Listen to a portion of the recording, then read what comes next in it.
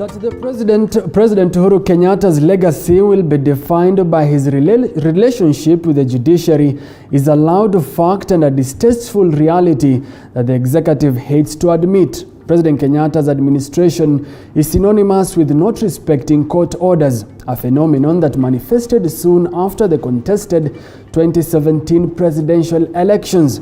Retired Chief Justice David Maraga knows all too well how nasty President Uhuru Kenyatta's executive can get in hitting back at the judiciary. During his tenure, Maraga endured what can be defined as a love-hate relationship with the executive. Besides disobeying court orders, the executive, in cahoots with the National Assembly, slashed the judiciary budget at will. That frosty relationship between Kenyatta's executive and the judiciary is not likely to end soon. The advent of a new Chief Justice also doesn't seem to mend the ties. The high hopes that came with Justice Martha Kome's swearing in notwithstanding. While it is either a bad coincidence or a mere lackluster performance by the State Law Office in the many cases that the executive has lost in the courts are anything to go by. The latest mega defeat that Uhuru suffered in the courts is the nullification of the BBI process by a 5-judge bench of the High Court. 2 of the 6 judges that Uhuru refused to appoint to the Court of Appeal sat in the bench that ruled the BBI process was unconstitutional and recommended that President Kenyatta can be sued as an individual. Well, this is not to imply that the verdict in the BBI case cost them their promotions. Nonetheless, the 6 justices are conflicted, all as senior judges of the High Court, and to date, they have not been informed of the reasons why the president did not approve their appointments as judges of the appellate court. The judges and the registrar of the High Court are at a loss, of course. They do not know what move to take next to this action that is a major indictment and a dent on their image. Remember, they sit and hear matters in court. The people appearing before them will obviously be looking at them differently going forward. The president vaguely says the 6 had integrity issues. Well, they are still in office. Their job titles today are judges, a chief magistrate, and a registrar of the High Court, very senior judicial officers. It is worth noting that even after he learned the judges had dents in their integrity, President Kenyatta has had nothing done to correct it. It has been nearly 2 years since the president received the list of 41 judges recommended by the JSC for appointment. If the president had initiated a process of vetting the sitting judges through a tribunal, the narrative would have been a different one today. When presiding over the swearing-in of 34 judges on Friday, President Kenyatta said that as long as he is a president, he shall choose the right over the convenient. Well, Mr. President, your actions reek of convenience rather than right. Leaving out 4 judges and a magistrate in limbo is not right at all. It is a violation of their right to know what they are accused of. Mr. President, right this wrong by walking the talk. Make it convenient for the judges to serve with dignity by precisely stating their mistakes and constitute a tribunal to probe their conduct. That is my take tonight. Good evening. My name is Musa Salah, and here are the top stories making headlines tonight. More legal experts fault President Uhuru Kenyatta for refusing to appoint 6 judges opposed TSC's proposal to overhaul the Bachelor of Education degree in keeping up with competency-based curriculum. Also tonight, a new survey shows that 93% of Kenyans feel that they are heavily taxed. 59% expect the 2021-2022 national budget will burden them with more taxes. And the standoff over Mumia's sugar company revival degenerates into physical confrontations with elected leaders in Kakamega, accusing each other of bumping the process. All right, welcome to the broadcast. Chris Onyango is our sign language interpreter. TV47 weekend begins right now. With only 4 days remaining before the National Treasury and Planning Cabinet Secretary Ukur Yatani presents the financial year 2021-2022 budget at Parliament buildings on Thursday next week, the latest findings by One Pulse Kenya indicate that 93% of Kenyans feel they are heavily taxed. A majority of others are hoping for zero taxation on food items, as Daniel Masiza now reports. As Treasury Cabinet Secretary Ukur Yatani prepares to present the 2021 and 2022 fiscal year budget on Thursday afternoon, 51% of Kenyans are crossing their fingers hoping for a zero taxation on food items, while 43% want reduction of income tax. However, 3% want more taxes introduced. This is according to a new survey by One Pulse Kenya.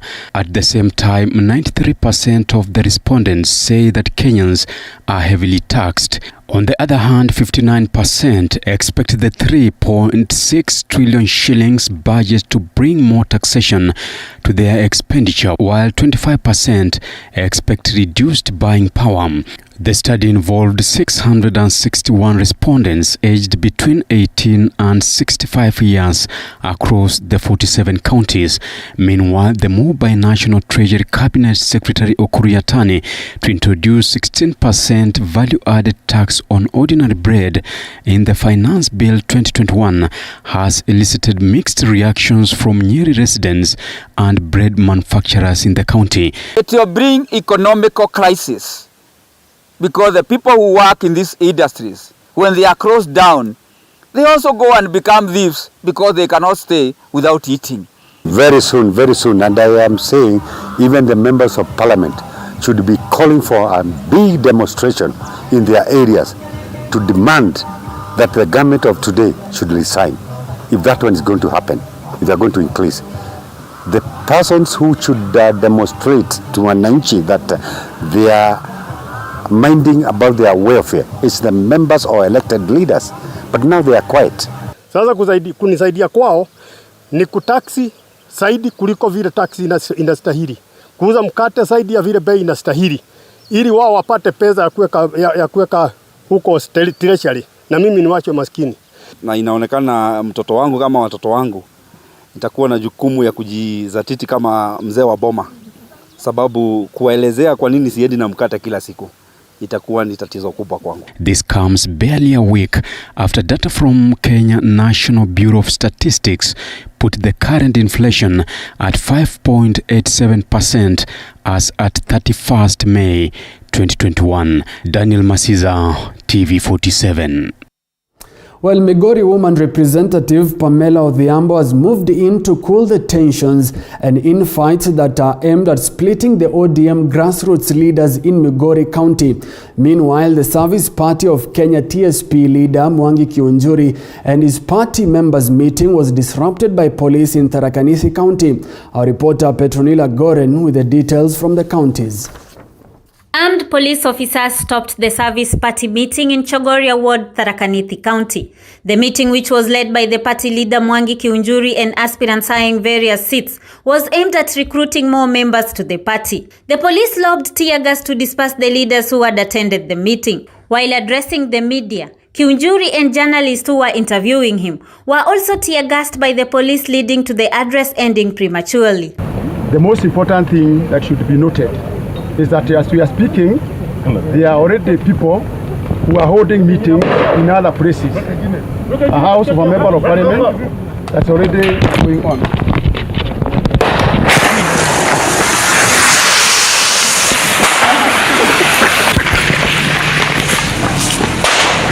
Kiunjuri has condemned the disruption, accusing the government of what he termed as political intolerance, as all Ministry of Health COVID-19 guidelines had been adhered to during the meeting. You can break the meetings, but you are not going to break our resolve. We can assure you, yes, we shall continue meeting our people as long as we observe COVID laws. And if you want to lead by example also. Why do you want us to ask permits when you are not asking for any permit when you perform your duties? Every Kenyan has a right to join any party of his choice, whether it's KANU, whether it's KANDU, whether it's ODM, or it's CSP. even the parties which are yet to be formed. Kwa hivyo, this intolerance which we are seeing today, actually the government should sit down and decide on the way to solve intolerance. Because we don't want a system whereby if I want to join a party which is not friendly to you, you are actually unhappy. People in Mara have been denied access to this party, and what we are going to do is that we are going to continue our recruitment of the members of that party. And in Migori County, ODM, tuko imara! Woman Representative Pamela Odhiambo has said that the ODM party was keen on strengthening and enhancing unity in grassroots leadership ahead of the 2022 general elections. The woman representative was speaking to journalists after meeting the ODM leaders from Nyatike. The main idea is to simply revamp my party, strengthen my grassroots officers, and just make them feel like ODM. And we are jogging around the field. We are warming up because we are gearing to taking Raila Amolo Odinga Tinga to State House in 2022.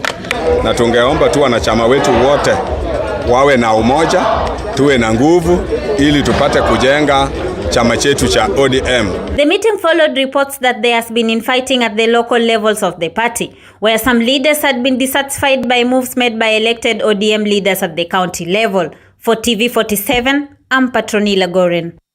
Now, the standoff surrounding the revival of Mumias Sugar Company today degenerated into physical confrontation with elected leaders in Kakamega County, accusing each other of bumping the process.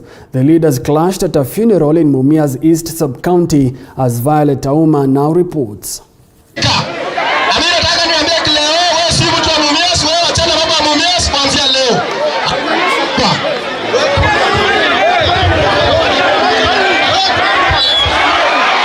Burial of the late Daniel Mango in Makunga, Mumias East Sub-County, Kakamega County, turned into a battleground for politicians and their diehards.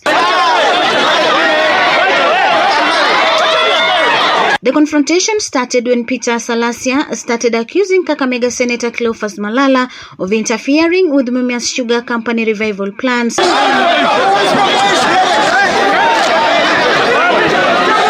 Senator Malala's supporters snatched the microphone from Salasia, causing a clash with his supporters. The burial was halted for some minutes, with the era MP Benjamin Washeli trying to calm the crowd.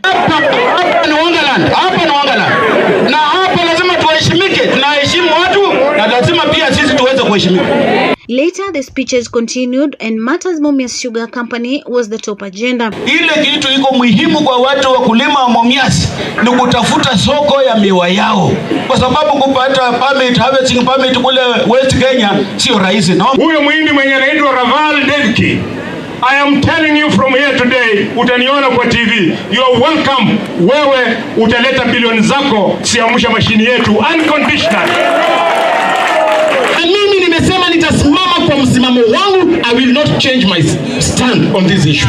Nimesema investor yoyote anakaribishwa Mumias hata kesho, lakini kabla apewe machine ni lazima sisi kama viongozi tujue nini iko kwa hiyo agreement. Washeli said together with other Western leaders will be meeting Mumias Sugar Company receiver manager and Devki Steel Mills Limited to forge a way forward on the matter. Mimi nimeongea na governor na nimeongea na Rao. Sisi ule umwagizaji ule investor tunaenda kuongea na Rao Tuesday. Tuende kwa meza tuongee polepole, tujue ni lipi tunaweza kufanya ili tuweze kurekebisha. Sina mna hiyo. Hata kama mnanitisha maswala ya 2022 mtaniangusha kura, I am ready. Nataka kuambia wacha nianguke kura, lakini mpaka niongee ukweli, mpaka niulize maswali. I will continue asking questions for the sake of our people. Former Kakamega Senator Boni Halwale said for a long time, government has neglected Western region in development and even in the recent appointment of judges. Wewe Uhuru umeteua watu wako na umekataa kupatia Justice Eguri Mchelule nafasi yake kama kijana mwenye amehitimu mambo ya kufanya hiyo kazi. Uhuru unatupakua. Violet Auma, TV47, Kakamega. Well, Violet Auma's report takes us to a short commercial break, but we'll be back with more. Remember, you can follow this live broadcast on www.tv47.co.ke. Stay tuned.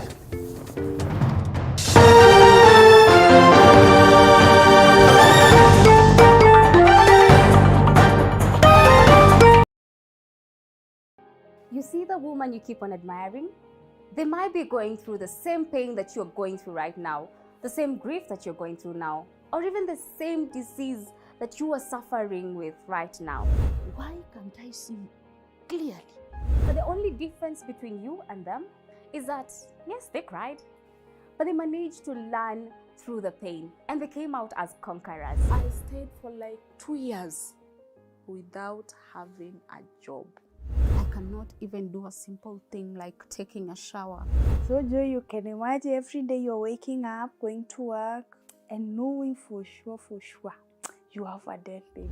Join me each and every Saturday at 8:30 p.m. on 19 with Joy Irungu here on TV 47. At Global Precast Panels, we have the best quality, durable, and affordable precast panels to suit all your needs. Manufactured under a controlled environment, we have the best precast concrete panels, precast concrete floor slabs, precast concrete perimeter wall, precast concrete columns, and beams. Our panels reduce construction cost by up to 40% with absolutely no plaster required, including added soundproof benefits, convenient four-story buildings, schools, offices, residential houses, hospitals, and warehouses. Take advantage of our free transport. Contact us on 0702 24 7267 or 0796 24 7267. Global Precast Panels Limited, your reliable option for efficient construction. These are the sights and sounds of a working nation. There are no shortages to remarkable ideas. What's missing is the will to execute them. You need to stay relevant. If you don't, you're going to fade off.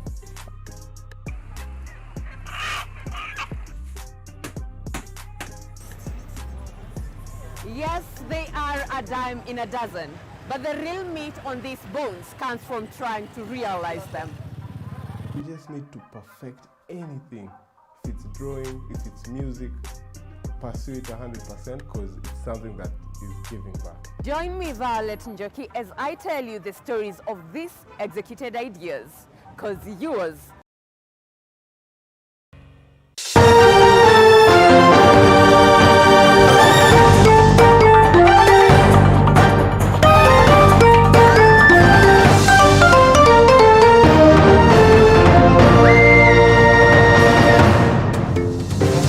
Welcome back. You're watching TV 47 Weekend. Now moving on, just a day after the swearing in of 34 judges at State House in Nairobi on Friday, President Uhuru Kenyatta's rejection of the remaining 6 judges continues to elicit mixed reactions. A section of constitutional experts, however, hold that President Kenyatta has no legal backing to reject the names recommended to him by the Judicial Service Commission. But what option is left for the president to mend the already battered executive judiciary ties? Take a look. Notice number 5235, dated and published. President Uhuru Kenyatta's decision to appoint 34 judges out of the 41 names recommended to him by the Judicial Service Commission JSC, leaving out 6 for alleged integrity questions, continues to intrigue the public. I, Nyukuri Annette, Judge of the Environment and Land Court. The 34 judges took their oath of office at State House on Friday, less than 24 hours after their appointment on Thursday. In his short speech during the swearing-in ceremony, President Kenyatta, who questioned the integrity of the 6 judges, stayed hard on his decision, claiming to have done so in the interest of the country. As long as I serve as president, I will choose the right over the convenient. I will choose the hard over the easy. And I am not doing this for myself, but for the people of Kenya and for posterity. However, legal experts insist that Kenyatta has no legal backing to reject JSC's recommendation to appoint the remaining 6 judges. The executive role, and I talk of the presidency and in fact the presidents, mayor role is to appoint and gazette those that are brought to him. Now, the law does not say that when he is presented with a cluster of judges, being 42, being 100, being 30, he must appoint them on the same day. So it is wrong to say that the president has rejected the other names. It is not true, at least in law as matters stand now.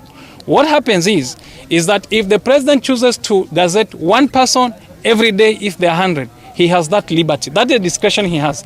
He has, however, no discretion whatsoever in law to reject those names. The rigidity of the current constitution has also been flagged down as the source of the executive judiciary wrangles, since the constitution also gives the president the powers to make some decisions as head of state in the interest of the country. The 2010 constitution, because to a large extent it looks as if it was targeting Moi, who is no longer there, seems to have done some things that are now creating problems. When you have different provisions of the Constitution seemingly in conflict with each other, what is the president supposed to do? He is required, mandated, to be the custodian of the country, the national interest, the state. And with that, also the Constitution. But that Constitution contradicts itself. So as a custodian of the national welfare, he looks at all the evidence, the information in front of him, and with the issue in terms of the national interest.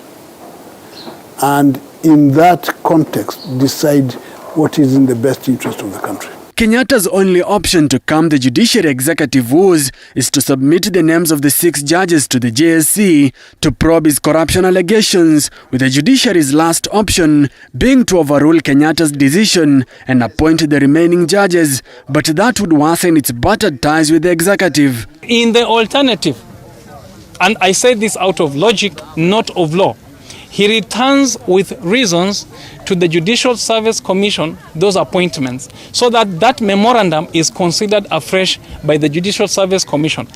If that doesn't happen, the president in law can be bypassed by a pronouncement of the court to give him a delineated time, a timeline within which to make that appointment, in lieu of which those that ought to be appointed will be deemed to be appointed in law, and therefore they can take over office. Independence, competence and integrity within it. So help me God. Now, my colleague Elizabeth Mutuku had a sit down with senior counsel and former JSC Commissioner Tom Ojienda over this matter and began by asking him what he thinks of Chief Justice Martha Koome's statement on this particular issue.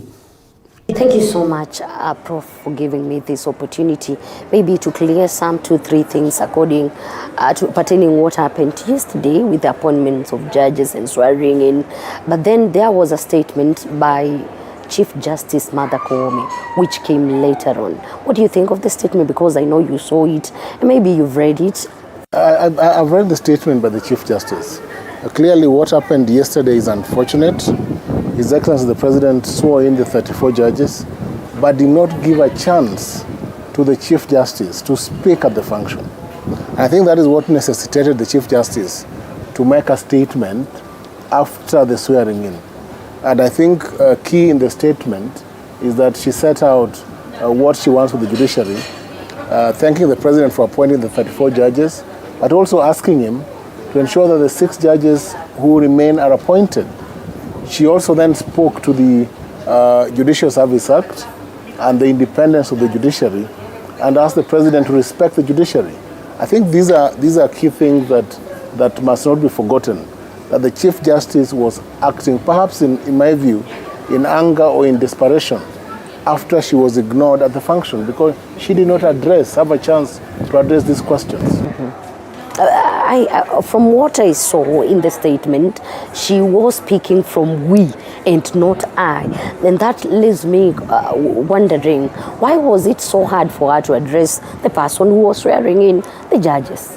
I think you must understand, it's not easy being a Chief Justice. Chief Justice Martha Koome has been in office for a few days. And I think she's settling in.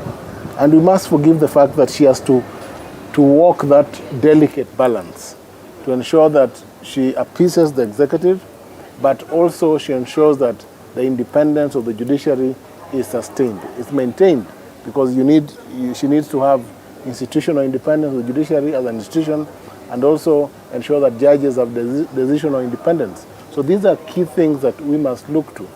I will say this, that I think having had no opportunity to speak at the function, because at the function she would have spoken to His Excellency the President and told him that the JS Act, for instance, does not allow you to do what you are doing, and that you are violating the Constitution. From the period you've known now. Perhaps she would have told him that, you know, this is what the Constitution says. Yes, you have your concerns, but the Constitution says that you appoint individuals first. It is the role of the Judicial Service Commission to vet judges. It is the role of the Judicial Service Commission to receive applications and go through the process. And it is not open to the executive to purport to want to perform what you are performing by saying that you are acting in the public interest. Perhaps she would have done that and ought to have done that. I know you've known Chief Justice Martha Koome for a while in this industry, maybe. But then it leaves me wondering, is she able to address the president directly the way you think if she was given the opportunity, is she able to do it? Chief Justice has been sworn in. Right now she can. Before the appointment, perhaps not. But now she's been sworn in. She has security of tenure. It is not easy to remove a Chief Justice from office. And I think that she should learn that it's a chance to perform as expected from Kenyans. She ought to work for and to maintain in appearance and substantively the independence of the judiciary institution, because it is that independence that will give judges confidence to perform their task as judges. I think there must have been a meeting before the swearing in of these judges. Maybe, do you think she had an opportunity maybe to speak to President, and maybe later on there comes a statement? Does it look to you like a double speak? Well, many people would say that, would speak to that question, because before the swearing in, definitely, she had a chance to speak to the President. Definitely. That is not in question. But as I've said again, it is important to note that as a Chief Justice, she will have to come out finally in defense of the judiciary as an institution. It is her duty, it is her job, she must do it. What do you think of her statement? In the statement, she said that no one has the mandate to direct the judiciary on what to do, how to take its mandate. You see that is the statement. That is the correct position. But what the president did is exactly the opposite, because the president did the opposite of what is expected of him. He is not supposed to direct the JSC or the judiciary on who to appoint as judge. But that is what he's trying to do by rejecting 6 nominees, competent judges. This comes at times when, if my memory serves me well, I remember her saying during the interviews while she was seeking for this job that she's going to have a meeting with President Uhuru Kenyatta, maybe to sort out the matter before the judges are appointed and sworn in. And this keeps me wondering whether she had that opportunity or what. Before the swearing in, definitely, Chief Justice must have met the President, because you cannot swearing. You remember, these judges were appointed in 2018. They've waited, 2019, they've waited for 2 years to get to this point. It's been a long wait for them. And I feel for them as well, because you remember, you appointed as judge you appointed 2 years on, you're not sworn in. It's very unfortunate. And I think the judges, they must have been at pain. Imagine those in private practice. You sit out as an advocate, you close your office. I know some of the judges sold their offices 2 years ago and had to seek employment. I know a good friend of mine from Mwingi who closed his office, and then he had to seek employment after waiting for a year. And still you are not appointed. And you don't know whether you are an advocate or a judge. That's the pain of this process. We saw the Chief Justice say that the 6 judges remaining should be appointed. Do you see this happening? Let me tell you, Mutinda, it must happen. The appointment shall be done, whether in this regime or in the next regime. The JSC cannot undertake any other appointment function until they conclude this one. You cannot fill the 6 positions or the 4 positions in the Court of Appeal or the 2 positions in the Labor Court until you appoint these ones, because that vacuum has been filled because those officers are nominated for appointment. If definitely the Chief Justice had an opportunity to sit with the President before the appointment, do you think she had an opportunity to negotiate for these 6 judges? I think she did. Perhaps the President was adamant, but she did. And I'm sure that, because I remember in her statement she said that in 2014, we had a set of 25 judges and only 11 were appointed, and the 14 were appointed later. That time I used to serve as a member of the Judicial Service Commission, so I knew what went on. We had an opportunity to meet the President, His Excellency the President at State House, with Chief Justice Mutunga then, and we talked to His Excellency the President, and he agreed to appoint the 14. So I believe it's a matter of time. If Chief Justice Martha Koome takes her time and tells the President that what he's asking of the JSC is not possible, then they will be able to sit and appoint the 6 judges. These 6 judges, let's go to them. I understand some of them are the judges who made the ruling pertaining the BBI process. Yes. Could be this part of revisiting from President Uhuru Kenyatta? Clearly, I'll tell you this because I know, I was in JSC. In the first time when a list was shared between the presidency and the JSC, the name of Judge Odunga, for instance, was not there. Out of the 4 names then that had concerns, Judge Odunga's name was not there. And Judge Korea's name was not there. Those names are new. So they have removed 2 other names that they had concerns with then and introduced 2 other names. And the concerns as you know, are that the security arm has concerns which are unsubstantiated concerns. Because when the JST asked for information or details of the concerns, they did not disclose the concerns. And that's the problem. What could the JSC do? Because it is a requirement that when you advertise and shortlist, the public is given 30 days to comment on the specific names.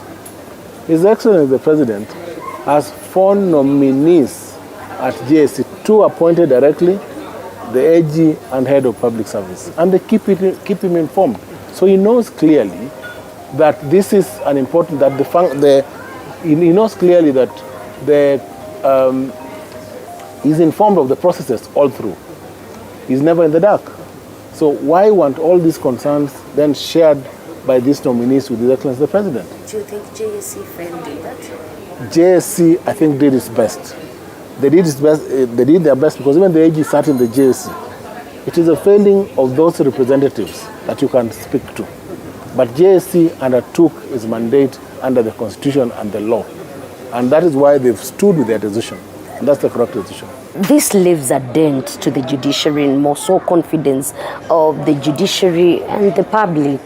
And this leaves me wondering, are we going to have a tribunal maybe for these 6 judges, or what is going to happen? What is the way forward? If you have, I mean, where we are at, if you want to remove the judges, get a tribunal.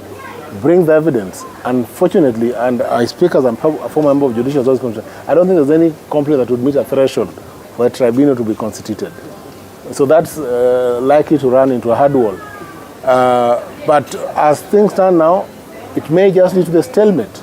There may be a continued stalemate because who is complaining? Would it be the President or his presidency writing a complaint? Will they be ready to come and testify and say, these are the issues touching on the judges, or these are just rumors? What are these issues? These are the key concerns, but it has dented the image of the judges. It has led to unnecessary pains because it has been 2 years since the said complaints were raised. Why wasn't this sorted out? Why haven't we had tribunals formed to sort out these issues? I think those are the main concerns. The appointment of these 6 judges may be back if this is going to happen. Is it going to restore the confidence? Is it going to clear the image? I think confidence is an ongoing issue. We wait to see what Chief Justice Martha Koome does in the judiciary. What kind of decisions will emerge from the judiciary, especially if those decisions touch on the government or the executive. That is what will make us judge what kind of judiciary we are going to have going forward. The role of the president, where does it end? And where do we start? Also the mandate of the judiciary in this whole matter, in a layman's language, which everyone is going to... In this whole matter, the Judicial Service Act is and the Constitution is very particular. The president's role in the appointment of judges begins at the point of gazettement, after nomination by JSC, and swearing in. 2 roles. And this is because the Constitution is expressed because of what used to happen pre-2010. In pre-2010, the president used to appoint judges of his choice. He essentially controlled the judiciary. He appointed judges, chief justice of his choice without an explanation. He did not need to give any explanation then. But you see now this has changed. The Constitution is very express that this power was removed from the president to an independent commission, which then determines the process and who becomes. As it is, do you think the president has had the mandate to reject or the 6 judges? Maybe because I know Mwananchi is wondering who is working on whose mandate. No, the president has interfered with the mandate of the JSC and of the judiciary. He has interfered with the independence of the institution. He is clearly overreaching and violating the Constitution. That is not in doubt. With Martha Koome as the Chief Justice in place, are we likely to see these relations, because we know the relationship between the executive and judiciary has not been so smooth? Are we likely to see any change? We wait to see the change. In my view, a lot will depend going forward. This is an election year. I mean, we're going to an election year. We'll have party elections. We'll finally have the other forms of elections. We hope that judicial independence will dictate the term of Chief Justice Martha Koome. But I think the best approach would be, as I say, let us wait and see. Let us give a chance to dictate how the judiciary is run going forward. The final on this, Martha Koome, Chief Justice, said that she was not part of the process. And later on we saw the statement. What do you think of this? What do you react to this? She was not part of the process, that is true. The interviews were done during Maraga's time. But let me tell you, the judiciary as an institution is a continuing process. You cannot run away from the processes. She must own that process because it was an independent process. It's a process declared by the Constitution. It's not a personal process. And so she's wrong when she says that she was not there. She has picked the mantle, she must run with it. She must speak for and maintain the independence of the judiciary as an institution. Don't you think majority of Kenyans will feel like this is a betrayal and maybe hypocrisy? I think it leaves a bad taste in the mouth. I would only say that. It leaves a bad taste in the mouth when you start blame games. Because when you take an institution, you take it with everything. With the benefits, with the burdens. You run with it. What would you advise Martha Koome on the whole matter? To stand. Chief Justice Martha Koome must stand up and be counted. She must stand up for the judiciary. She must stand up and preserve the independence of this institution. The independence of judiciary, is it threatened as it is today? Clearly there are doubts. Right? With the way the president talks, yes it is. The judiciary is under threat. That is not in doubt. Thank you so much, Professor, for giving me this opportunity. Back to you to stay in the studio. Musa Sala, I'm Elizabeth Mutuku. Well done, Elizabeth Mutuku, Senior Counsel and former JSC Commissioner there, Professor Tom Ojienda, talking and saying that President Uhuru Kenyatta is overreaching as far as matters the judiciary is concerned. Keep talking to us. 22047 is our SMS line. You can also find us on social media at TV47 Kenya on Facebook, as well as at TV47K on Twitter. The hashtag to use is TV47 Weekend. It's time to take a short commercial break, but we'll be back with more. Stay tuned.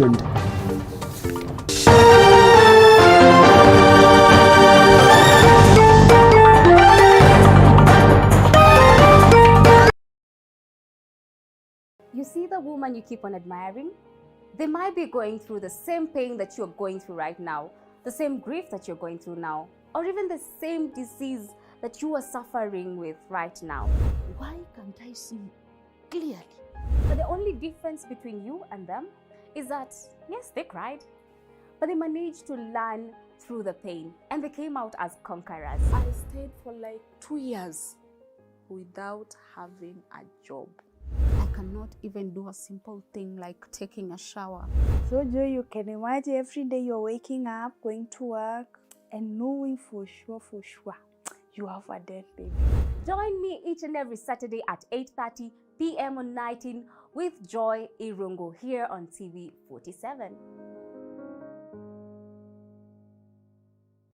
At Global Precast Panels, we have the best quality, durable, and affordable precast panels to suit all your needs. Manufactured under a controlled environment, we have the best precast concrete panels, precast concrete floor slabs, precast concrete perimeter wall, precast concrete columns and beams. Our panels reduce construction cost by up to 40% with absolutely no plaster required, including added soundproof benefits. Convenient for story buildings, schools, offices, residential houses, hospitals, and warehouses. Take advantage of our free transport. Contact us on 0702 24 7267 or 0796 24 7267. Global Precast Panels Limited, your reliable option for efficient construction. These are the sights and sounds of a working nation. There are no shortages to remarkable ideas. What's missing is the will to execute them. You need to stay relevant. If you don't, you're going to fade off.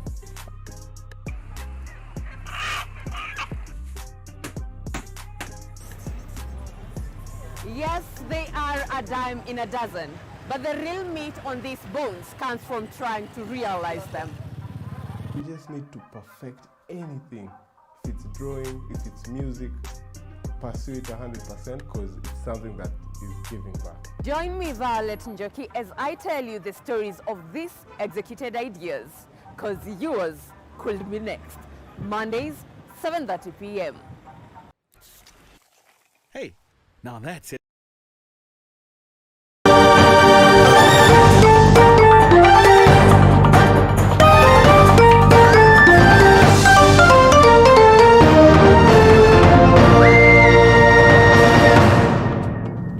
Welcome back. You are watching TV 47 Weekend, and just to quickly take a look at some of your comments on social media.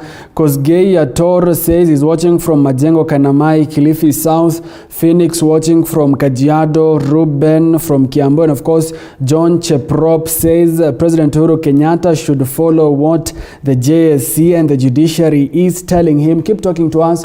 22047 is our SMS line. You can also find us on social media at TV47K on Facebook, as well as at TV47K on Twitter. The hashtag to use is TV47Weekend.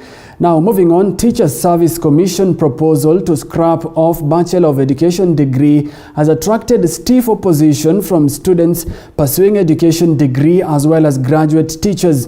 Our reporter Boniface Barasa has the details on this developing standoff. This is Anjeri, a third-year student pursuing Bachelor of Education degree at Masinde Muliro University. She shares with us her frustrations occasioned by TSC proposal on the Bachelor of Education degree. We invested all our time and money paying for school fees and creating our time to maneuvering in our studies. I'm wondering, as of now, what else are we going to do? How are we going to continue with our studies? We also meet Lucky Esinyen, who graduated 4 years ago from Laikipia University and has not been absorbed by TSC yet. He says the proposal is a big blow to unemployed teachers. I've tarmacked since I graduated up to now. We have tried even to apply for the private sectors in education, but what we are getting as a salary is a peanuts. Until now, again, the government wants us to go and reschool again for diploma courses.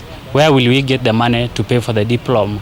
TSC is proposing to scrap the Bachelor of Education degree and that those who want to be teachers are required to pursue a science or an arts degree course and later pursue a postgraduate diploma in education to meet the requirements of the new competence-based curriculum. Itasaidia kwa ajili walimu hawa watakuwa wanangojea tu kuajiriwa na TSC. Watakuwa wanatarajia TSC peke yao ndio waajiri wale.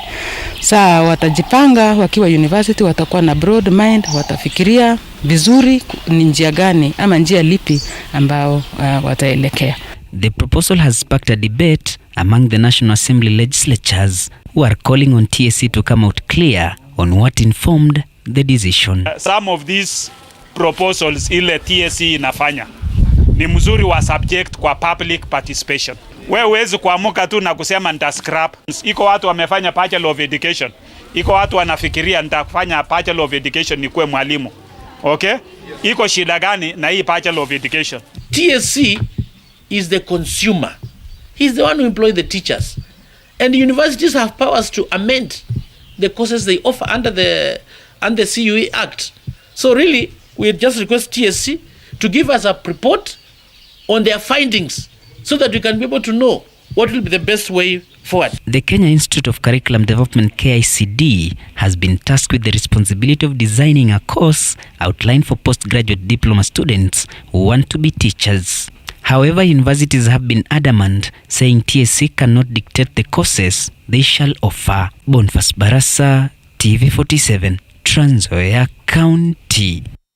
Well, now, for the first time in the history of the Republic, Kenya has ushered in a fertilizer manufacturing company, making it the fourth in Africa to be self-dependent on fertilizer production. Our reporter Willie Dennis Njiru visited the multi-billion shilling Fertile Plants East Africa factory in Nakuru County and filed the following report.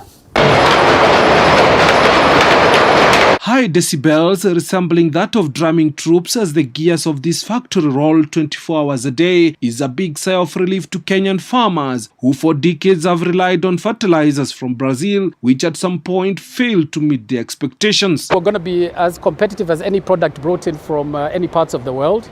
In terms of quality, we'll probably be even more superior to the quality that we get from abroad because ours is made specifically for this market. With a possible capacity of 100,000 metric tons, over 2 million local farmers stand to benefit directly as Fertile Plants East Africa seek to close the gap between actual and attainable yield by incorporating science and technology in the production of tailor-made fertilizers. You can put as much fertilizer as you want. You can buy 3, 4, 5 bags. You'll never get more yields. If you look at our maize yields and if you look at our sugar yields, if you look at our food yields generally, they've gone down because every year we think just by putting fertilizer we're helping ourselves or our plants. We are not.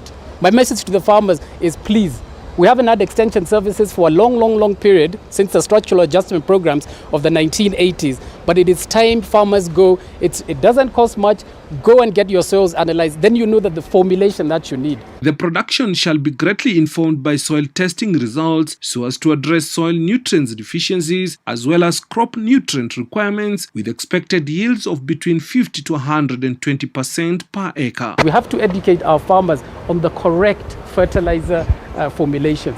Whether you're growing maize in Kakamega or you're growing maize in Trans Nzoia or in Kiambu, the farmers have to know the correct. It's not just buying a DAP or buying 1717. It's good to know what's deficient in your soil so you use the correct fertilizer formulation. Coffee and tea farmers who have been adversely affected by the imported brands stand a high chance of better yields as the production shall factor soils in different regions. We're going to start testing our tea formulation, which is 2655 with the option for 5 sulfur, which also helps Kenya in terms of foreign exchange. Instead of every year us pleading for foreign importers to bring us 85,000 metric tons, the fundamentals change now because now the Tea Authority is more than welcome to come here. Judy Wangeshi Njenga is a 2018 Woman Farmer of the Year from Dabibi, Naivasha, who makes good her promise of better prices for food products in the shelves. Tunafanya kilimo biashara.